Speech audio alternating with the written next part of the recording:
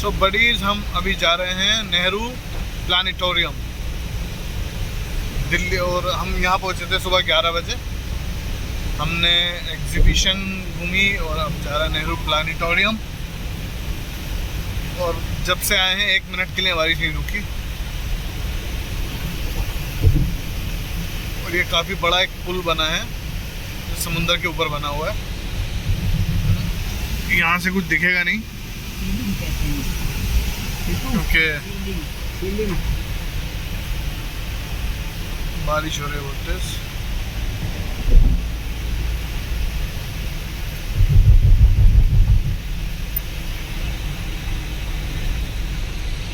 हाँ 4:30 का शो है ना।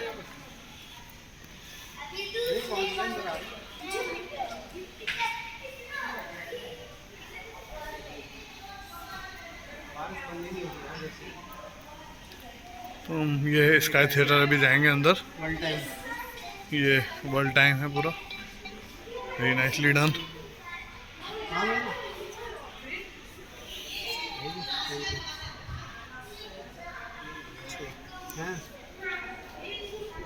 और डिले हो रहा है।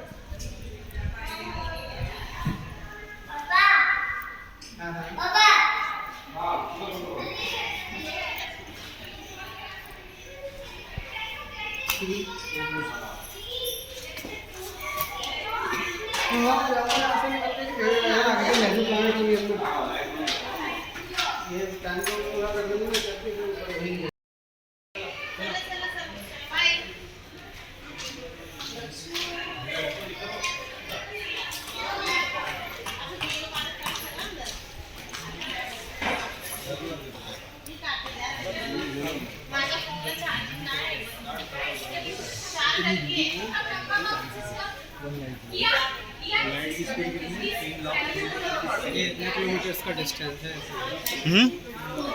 ये किलोमीटर का डिस्टेंस। मून इतना है, वो सबसे ज़्यादा पास है। डायमीटर है प्लैनेट का। इसका डायमीटर है। हाँ, किलोमीटर्स। किलोमीटर्स में तीन है, देखो ना। 3400। एंटार सबसे बड़ा है, देखो तो सही। लेकिन वो तो सबसे छोटा है, देखो मून। हमारा अर्थ देखो 12,776।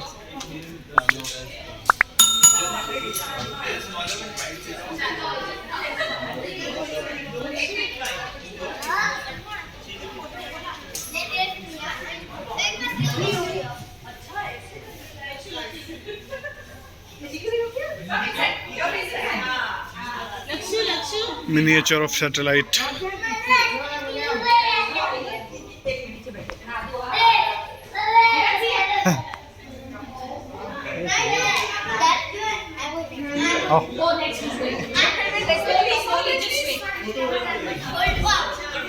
बच्चों को लाना चाहिए ऐसे।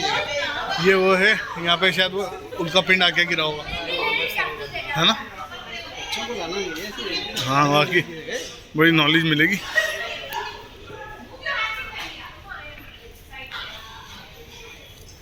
अच्छा कर रखा है। ये अर्थ क्रस्ट, और स्टार 10। अच्छा, सन कोर देखो भाई साहब, कोर की वो देखो गर्मी। 1 आई 2.5 सैकड़ा 1000 10,000 लाख 10 लाख करोड़ 1 करोड़ 50 लाख केल्विन। हो भाई ये खड़ा हुआ है, सेल्फी खिंचवाता हूँ बच्चे हैं। ये मिनिएचर अभी शो चल रहा होगा ना।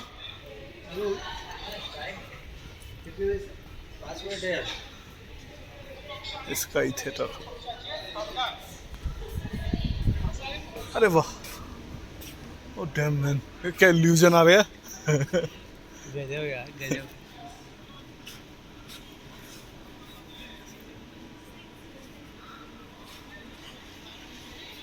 कितने बजे कह रहा है? 5 मिनट बस। ऊपर जाके देखो ना। बहुत सच में ऐसा इल्यूजन नहीं लग रहा बहुत। कहाँ बैठे? पीछे बैठे, मजा आएगा आगे बैठे। ये बढ़िया।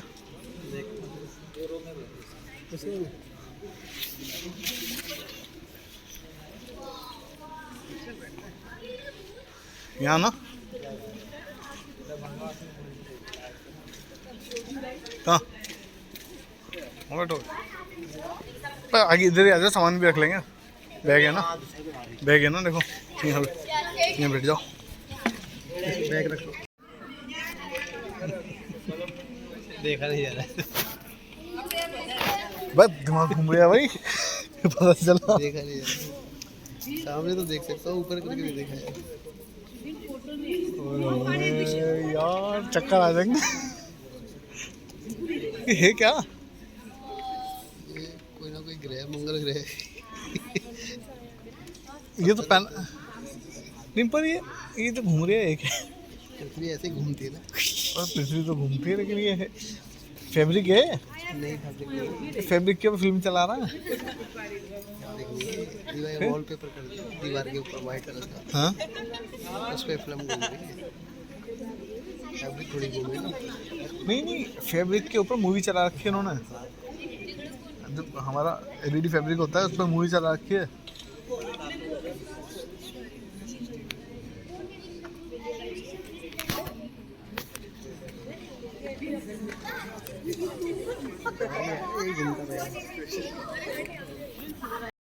समय का स्थान है आकाश में, सूर्य यही है। कुछ ही क्षणों में हम सूर्यास्त देखेंगे।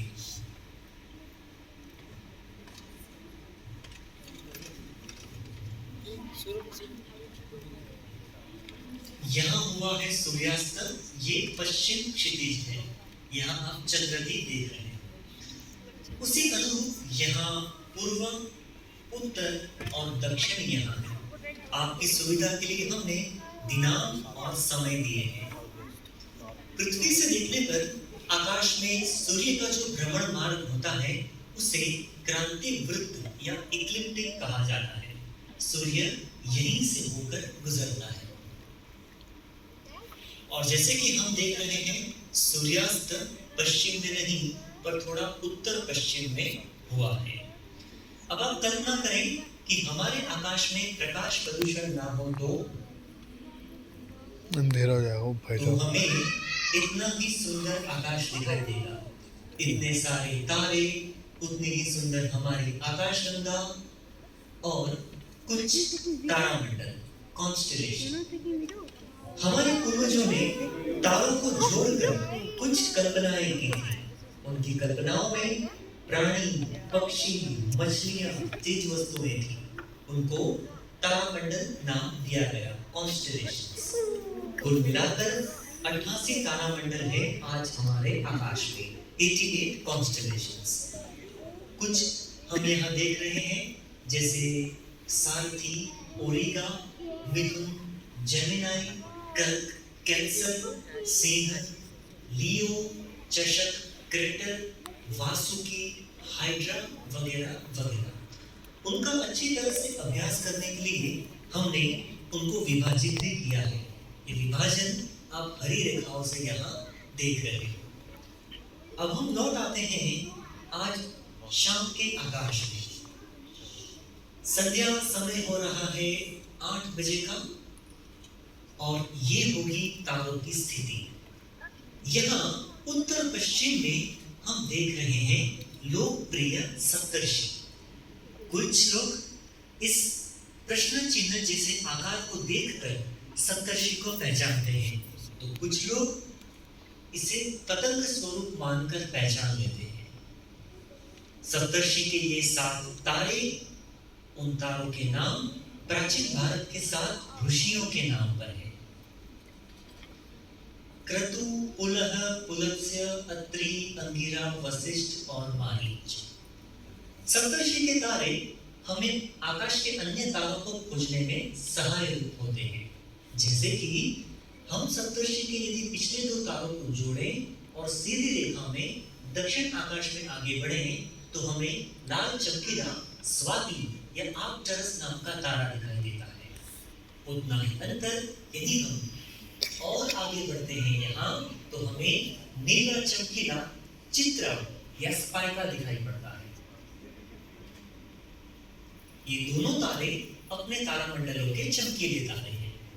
यहाँ इस क्रांति वृत्त पर पश्चिम में कर्क तारामंडल में, कैंसर में एक तारों का गुच्छा है। टेलीस्कोप से देखने पर ये हमें मधुमक्खी के छत्ते जैसा दिखाई देता है। इसी कारण इसे बीहाइव क्लस्टर नाम दिया गया है। बीहाइव का एक और तारों का गुच्छा यहाँ दक्षिण में नरतुरन सेंटोरस में है। टेलीस्कोप से कुछ धुंधला ऐसा दिखाई देता है, पर आप अच्छी तरह इसे देखें तो यहाँ कम से कम 10 लाख तारे हैं।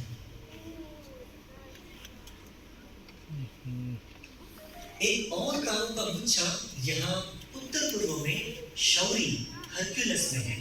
M13 ग्रेट हरक्यूलस क्लस्टर, यहाँ भी लाखों तारे हैं। ये सारे तारों के गुच्छे क्लस्टर्स हमारी आकाशगंगा के ही भाग हैं।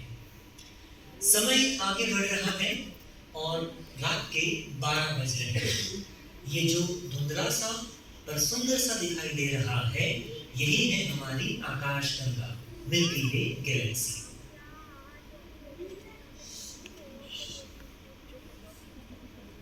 यहाँ दक्षिण में वृश्चिक, स्कॉर्पियस और धनु सेजिटेरियस बताए गए हैं।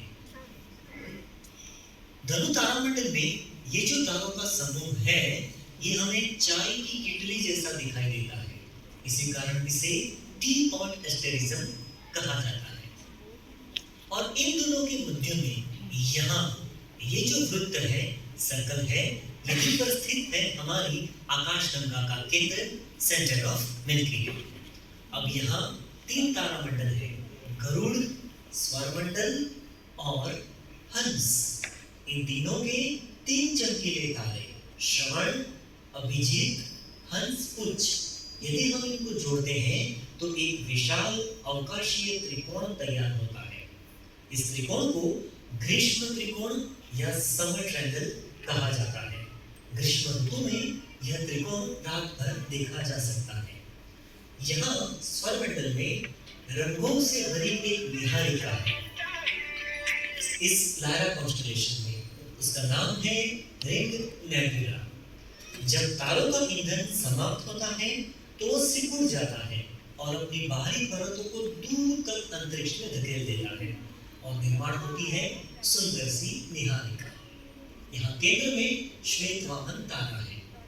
समय को आगे ले चलते हैं और सुबह के 4:30 बज रहे हैं, तो हमारी आकाशगंगा के निकटतम जो मंदाकिनी है, दिव्यानी मंदाकिनी, उसे हम आकाश में देख सकते हैं, एंड्रोमेडा गैलेक्सी। इस दिव्यानी मंदाकिनी में कम से कम 400 अरब तारे हैं। समय को और थोड़ा आगे ले चलते हैं और सुबह के 5 बज रहे हैं, तो आपको 5 ग्रह दिखाई देते हैं। पश्चिम आकाश में शनि, सिर के ऊपर गुरु, उत्तर पूर्व आकाश में मंगल, शुक्र और बुध को आप पाते हो। ये सभी ठीक क्रांति वृत्त पर ही होंगे और फिर कुछ ही समय में सूर्योदय होगा, तारे लुप्त होंगे और नए दिन की शुरुआत होगी। ध्यान देने वाली बात है कि सूर्योदय भी ठीक पूर्व में नहीं पर थोड़ा उत्तर पूर्व से होता हुआ दिखाई दे रहा है। तो ये जानकारी मैं समाप्त करता हूँ। आपके लिए स्काई सिमुलेट किया है मेरे सीनियर कलीग श्री जतिन राठौड़ जी ने, और मैं हूँ आपका स्पेस गाइड चिंतन जोशी। यदि आपके कोई प्रश्न हो तो आप कार्यक्रम के बाद हमसे पूछ सकते हो। धन्यवाद, थैंक यू।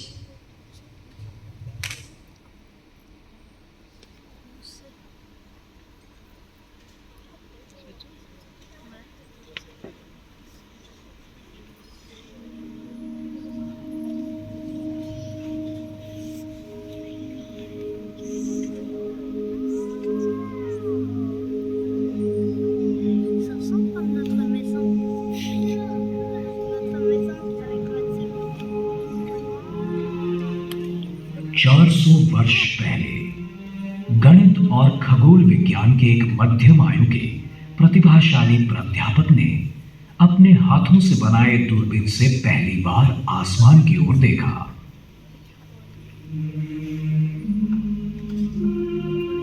रात के उस आसमान को देखकर सभी लोगों की तरह गैलीलियो गैलीली ने भी आश्चर्य जताया।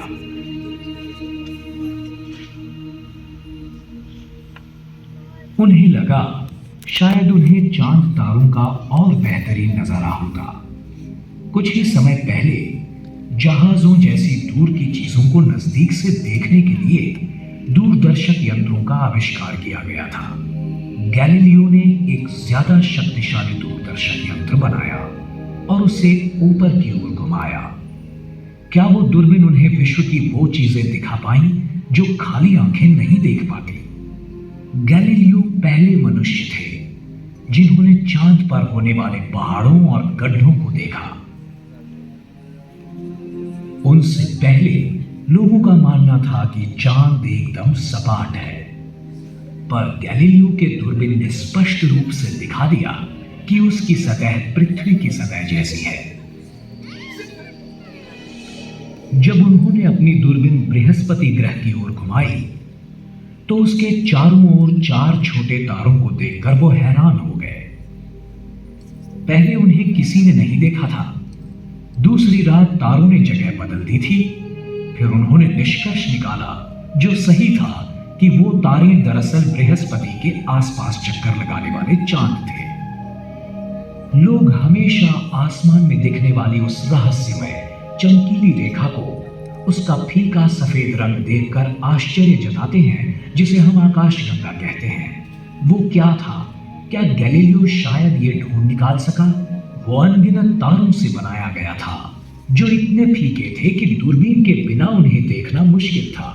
गैलीलियो को यह एहसास हुआ कि वो सूरज थे, बिल्कुल हमारे सूरज की तरह, पर काफी दूरी पर थे।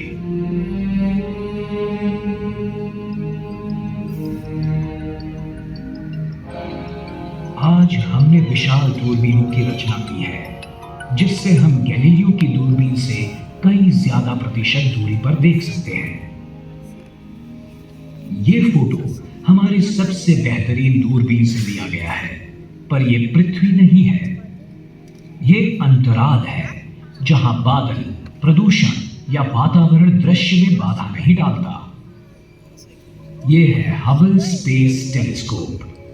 इससे हमने विश्व की कई विस्मयकारक चीजों को देखा है। हमारे तंत्र ज्ञान की सहायता से हम गैलीलियो से ज्यादा चीजें जान सकते हैं, लेकिन कुछ महान सवाल रह ही जाते हैं कि विश्व की निर्मिति कैसे हुई, वो कितना बड़ा है, कितने तारे हैं आसमान में, विश्व का भविष्य क्या होगा। वैज्ञानिकों का यह मानना है कि उन्होंने इनमें से कुछ सवालों को हल कर दिया है, पर कुछ अब भी बाकी हैं। ये विश्व सभी रहस्यों में से सबसे महान रहस्य है, और जैसे जैसे हम उसके राज खोलते जाएंगे, वैसे नए आविष्कार सामने आ जाएंगे। कोई भावी वैज्ञानिक ये काम निश्चित करेगा, जो शायद आज ये शो देख रहा हो।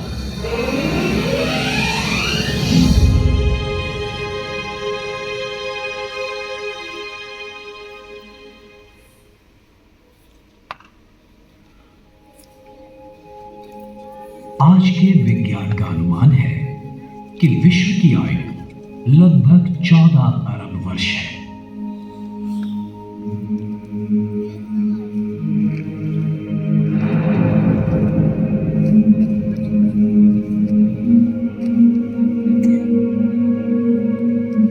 आज तक मिली जानकारी के अनुसार जो भी चीजें अस्तित्व में हैं, उन सभी को ये समेट लेता है।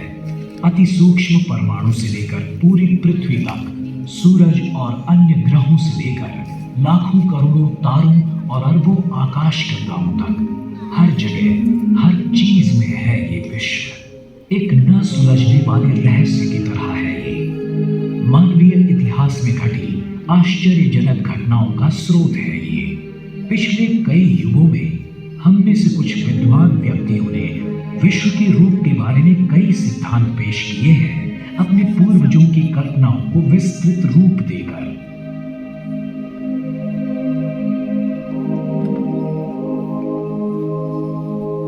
आज के विश्व की ये कहानी गतकाल के उन महान खगोल वैज्ञानिकों को शायद अजीब लगेगी, जैसे भारत के विश्वामित्र ग्रीस के टॉलेमी, भारत के आर्यभट्ट, पोलैंड के कोपरनिकस और इटली के गैलीलियो।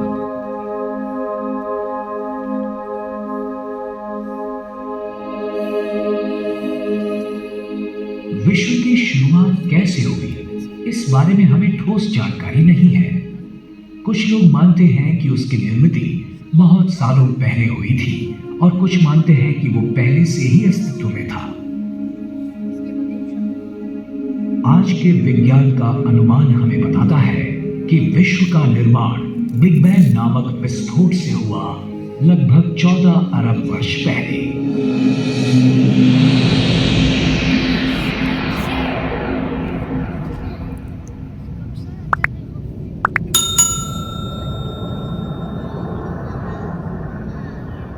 इस सिद्धांत के अनुसार विश्व का पूरा द्रव्य एक छोटी सी गोली के आकार की किसी वस्तु में केंद्रित हुआ होगा। अचानक किसी कारणवश उसमें धमाका हुआ और एक विश्व का निर्माण हुआ जो भयंकर तप्त और बढ़ते हुए आकार का था, जो बाद में धीरे धीरे ठंडा हो गया। जब उसका जन्म हुआ तब वहां सिर्फ ऊर्जा और गुरुत्वाकर्षण ही था। उस ऊर्जा में से कुछ ऊर्जा का रूपांतर हुआ भौतिक पदार्थों में। प्रारंभिक भौतिक पदार्थों में से जन्म हुआ मूल तत्वों का। पहली 30 मिनटों में ही हाइड्रोजन और हीलियम का निर्माण हुआ। बाद में जब तारों का निर्माण हुआ तब उनमें से अन्य मूल तत्वों की निर्मित हुई। लाखों वर्षों तक विस्तारित और ठंडे होने की प्रक्रिया के बाद विश्व ने अपनी प्रारंभिक अवस्था से बाल्यावस्था में प्रवेश किया। उसके बाद बहुत सारी दिलचस्प घटनाएं घटने लगी। गुरुत्वीय आकर्षण से कुछ भौतिक पदार्थ इकट्ठे हुए और यहां वहां घने गुच्छों में बिखर गए।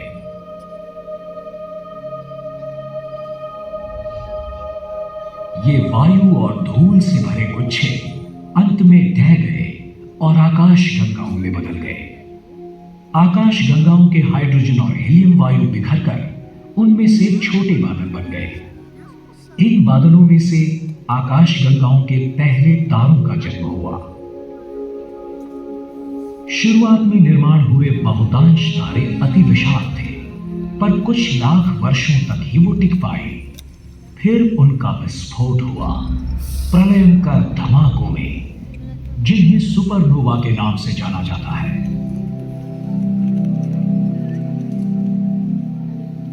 जीवन के लिए आवश्यक मूल तत्वों का निर्माण इन विशाल तारों के आंतरिक भाग में हुआ।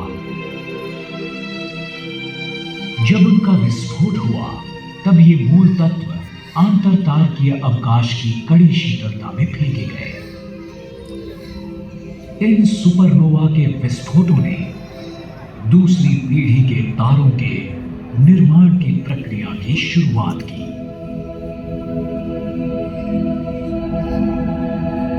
जब तक विश्व की आयु कुछ अरब वर्षों की हुई, तब तक विश्व बहुत जटिल बन चुका था।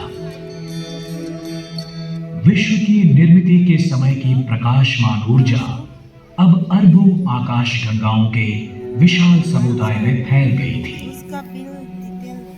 इनमें से कुछ आकाश गंगाएं सर्पिल आकार की हैं, कुछ अंडाकार हैं और अन्य अनियमित आकार की हैं, जो आकाश गंगाओं के टकराव का परिणाम है। अभी मैं थोड़ा कुछ अंदर में बिजी हूँ, फिर मैं बाहर आई। तारों की कई पीढ़ियों ने एक के बाद एक जन्म लिया। जीवन के लिए आवश्यक कार्बन, ऑक्सीजन और लोह जैसे मूल तत्वों की निर्मित की गई। अंततः उनका नाश हुआ। जैसे जैसे विश्व लाख वर्षों में आकारमान में बढ़ता गया, वैसे वैसे वो पतला और विरल और ज्यादा ठंडा होता चला गया।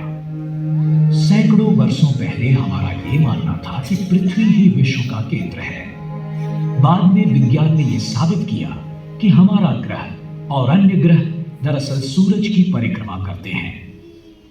आज हम जान चुके हैं कि सूरज खुद एक तारा है। उन 4000 लाख तारों में से जिनसे आकाशगंगा बनती है।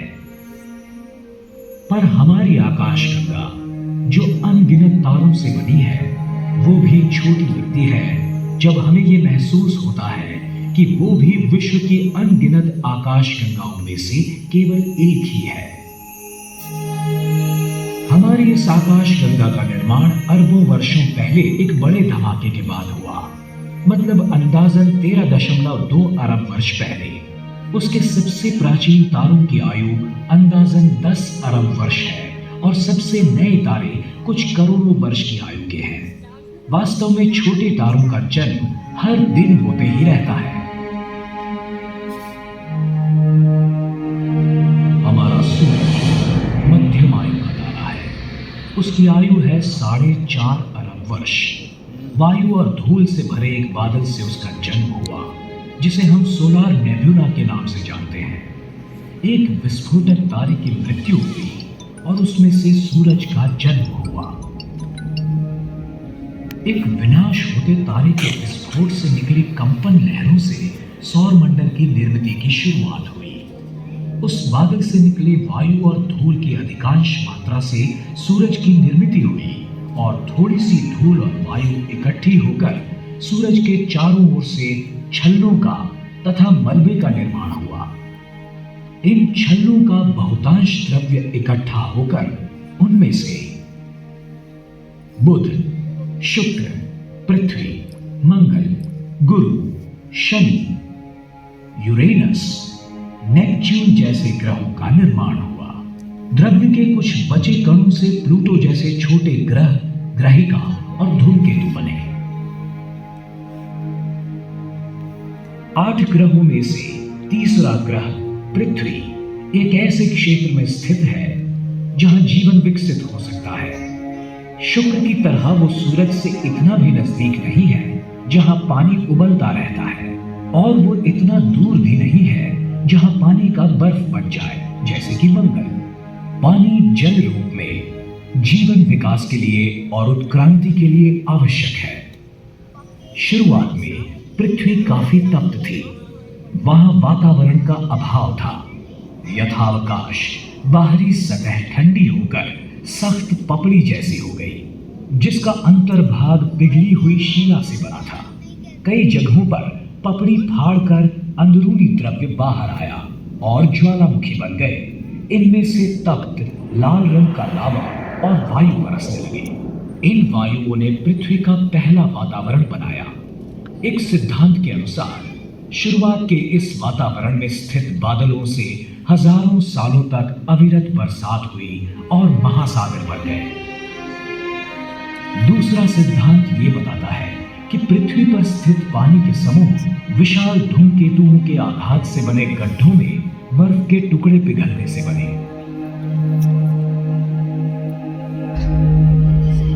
अगर आप हमारे ग्रह का जन्म आसमान से देखते तो नजारा कुछ इस तरह का होता।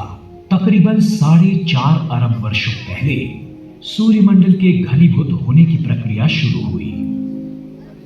2000 करोड़ वर्षों के बाद पृथ्वी का निर्माण हुआ।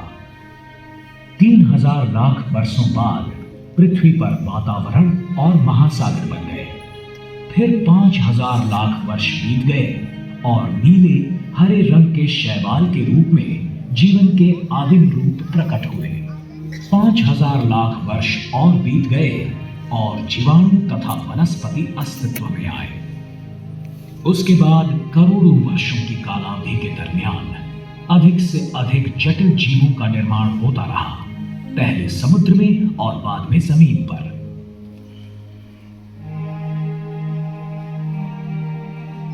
कुछ 2000 लाख वर्षों पहले डायनासोर्स जैसे महाकाय जानवरों ने पृथ्वी पर राज किया। फिर 700 लाख वर्ष पहले एक बड़ी ग्रहिका के विस्फोट से पैदा हुए मौसमी बदलाव के कारण उनका विनाश हुआ और सस्तन प्राणियों की उत्क्रांति की शुरुआत हुई। सबसे पहले थे मानव, जिन्होंने निसर्ग को ही आकार देने की शुरुआत की।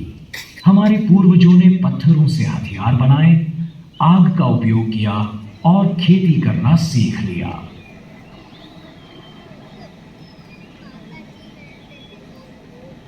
पथिकों और भटकइये लोगों से हम आदिवासी बन गए।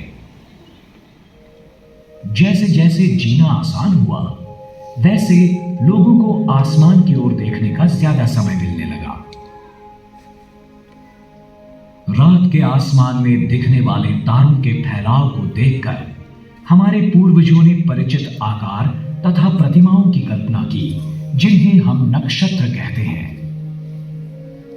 आज हम जान गए हैं कि पूरे आसमान में 88 नक्षत्र हैं।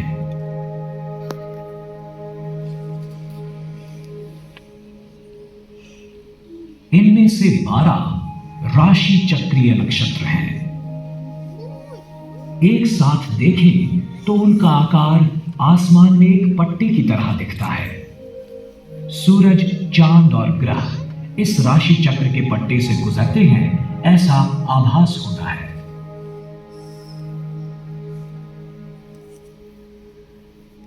ठंड के दिनों में आसमान में सबसे सुस्पष्ट दिखने वाला नक्षत्र है आर्द्रा, ओरायन यानी शिकारी। थोड़ी सी पश्चिम की ओर है आकाशीय बैल यानी कि वृष, टॉरस, राशि चक्र का एक नक्षत्र। ऐसे लगता है कि यह बैल उस शिकारी पर हमला कर रहा हो।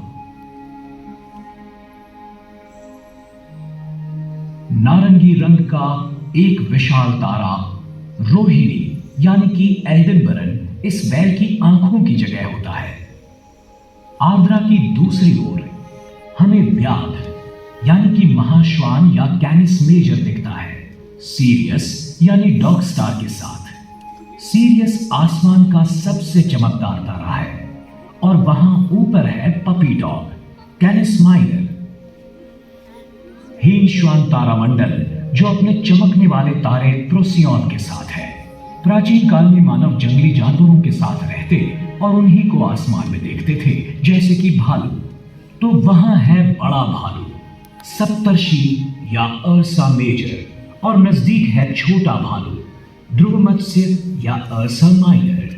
जैसे कि हम देख रहे हैं, बड़े भालू के शरीर से 2 तारे सीधे छोटे भालू की पूंछ की ओर निशाना बनाए हुए हैं, जो है ध्रुव तारा यानी कि पोलरिस।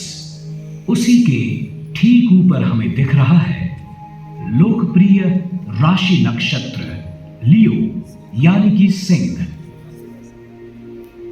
उसके आगे के पंजे के पास है एक चमकीला तारा मघा यानी रेगुलस।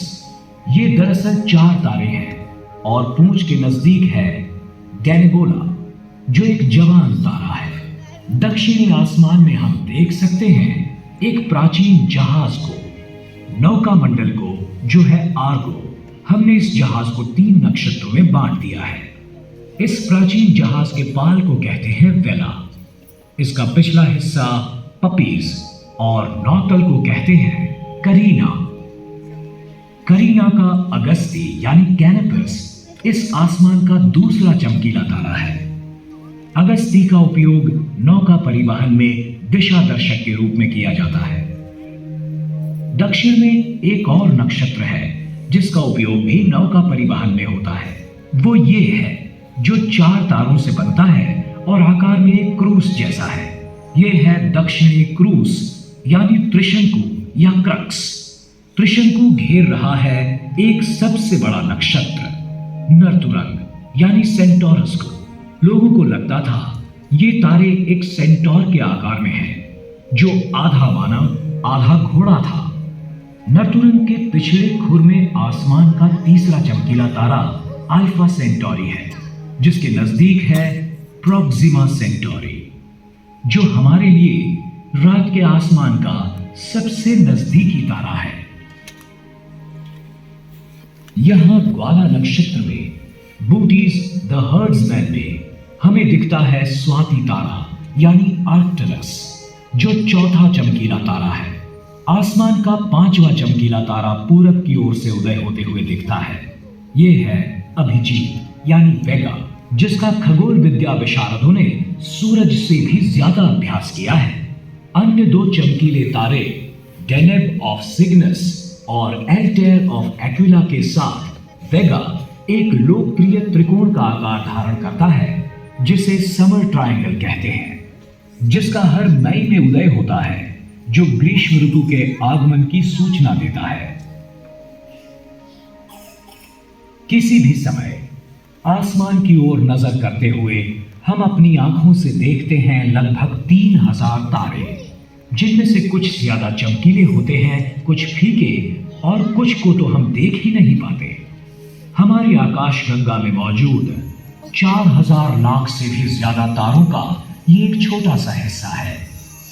विश्व की विशालता को व्यक्त करने के लिए हम प्रकाश वर्ष यानी लाइट ईयर इस शब्द का प्रयोग करते हैं। मतलब एक वर्ष में प्रकाश जितना अंतर काटता है वो हमारा सौरमंडल आकाशगंगा के केंद्र से 3000 प्रकाश वर्ष दूर है। नग्न आंखों से हमें सबसे दूर दिखती है एंड्रोमेडा आकाशगंगा, जो हमसे 20 लाख प्रकाश वर्ष दूर है। और ये एंड्रोमेडा हमारी सबसे नजदीकी आकाशगंगा है। उसके परे 100 अरब से भी ज्यादा आकाशगंगाएं हैं, जो अरबों प्रकाश वर्ष दूर तक फैली हुई हैं।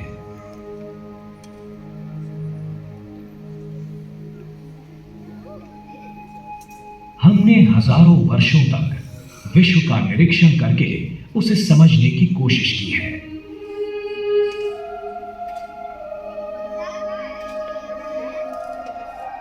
आज हम शक्तिशाली दूरबीन तथा कंप्यूटर्स का उपयोग करते हुए विश्व का एक सुबोध चित्र बनाने की कोशिश में लगे हैं।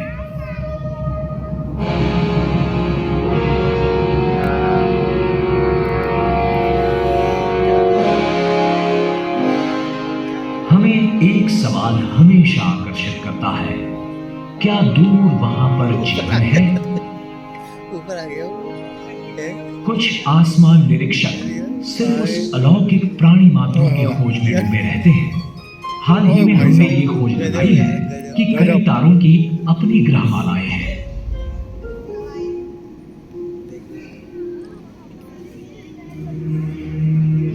कुछ खगोल वैज्ञानिकों के अनुमान से विश्व में ऐसी अरबों जगह होंगी जहां जीवन संभव हो सकता है, पर अभी तक तो हमें विश्व में अन्य कोई जगह ऐसा कोई सबूत नहीं मिला है।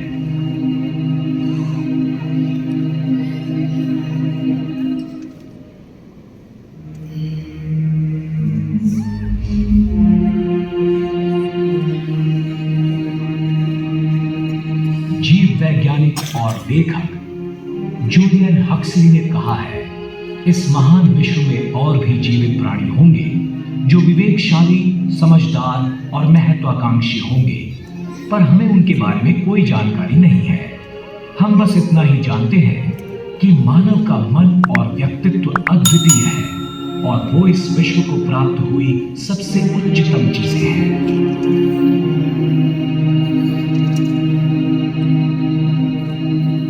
हक्सली ने कहा, मानव इसी वास्तविकता की प्रक्रिया है जिसमें और जिसके माध्यम से वैश्विक प्रक्रिया जागृत हो गई है और स्वयं को सम्मिलित करने लगी है। यानी कि विश्व हमारे बिना अस्तित्व में नहीं रह सकता। जो भी हमारे सामने प्रतीत हो रहा है, हम उसमें स्वेच्छा से शामिल हुए हैं। हम इस असाधारण पैमाने के विश्व के छोटे से भागीदार हैं। बड़ी अजीब बात है कि इस विश्व ने हमें हिस्सेदार बनाया है। प्रजातीय तौर पर हमारा भविष्य विश्व की होने वाली उत्क्रांति पर निर्भर है।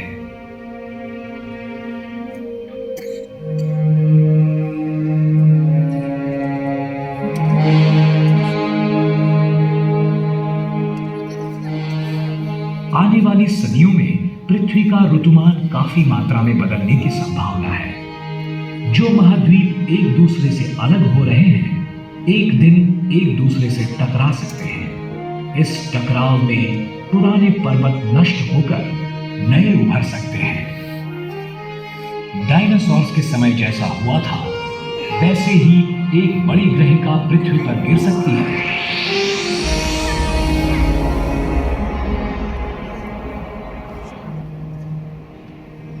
कुछ नजदीकी तारों का नाश होगा तो कुछ नए तारे जन्म ले सकते हैं।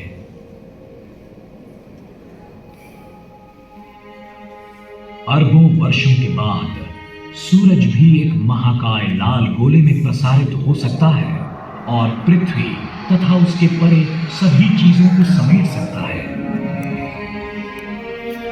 अतीत में कुछ खगोल वैज्ञानिकों ने सिद्धांत रचा था कि हमारे बढ़ने वाले विश्व की गति में बाधा आ सकती है, वो रुक सकता है और वो डह भी सकता है। पर इस सिद्धांत पर भी सवाल उठाए जा सकते हैं और इसका कारण है खगोल वैज्ञानिकों की हाल ही में लगाई डार्क ऊर्जा या डार्क मैटर की खोज।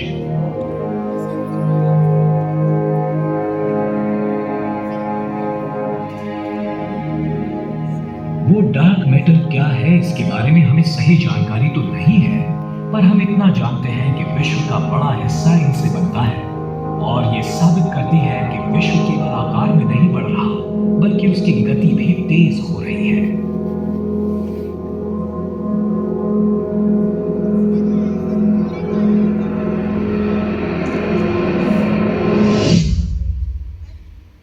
जैसे ही एक महान रहस्य सुलझता है, दूसरा सामने आ जाता है।